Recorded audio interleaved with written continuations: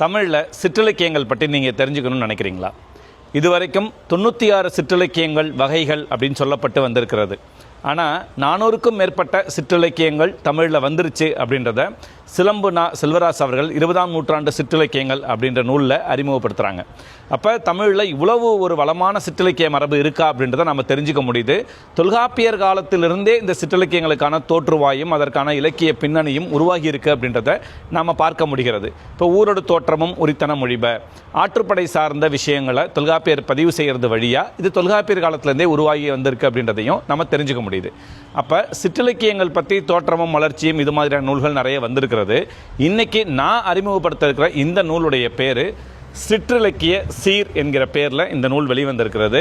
இது சிங்கப்பூர்லேருந்து கவிமாலை என்கிற அமைப்பிலிருந்து இந்த நூல் உருவாக்கப்பட்டிருக்கிறது. இது ஒரு வலையொலியில் தொடராக பேசப்பட்டு பின்னாடி இது கட்டுரைகளாக வாங்கி சேகரிக்கப்பட்டு இது நூலாக உருவாக்கப்பட்டிருக்கிறது. வழக்கமாக நம்ம 96 சிற்றிலக்கியங்கள் அப்படின்னாலே தூது, உலா, பிள்ளைத்தமிழ், பரணி, கலம்பகம், அப்புறம் சதகம் இப்படி தான் நம்ம சொல்லிகிட்டு இருப்போம். ஆனால் அதெல்லாம் தாண்டி பாதாதி கேசம், தசாங்கம் இது போன்ற சிற்றிலக்கியங்களை பற்றியும் கட்டுரைகளை உள்ளடக்கி இந்த நூல் உருவாக்கப்பட்டிருக்கிறது. 20 கட்டுரைகள் இந்த நூலில் இடம்பெற்றிருக்கிறது.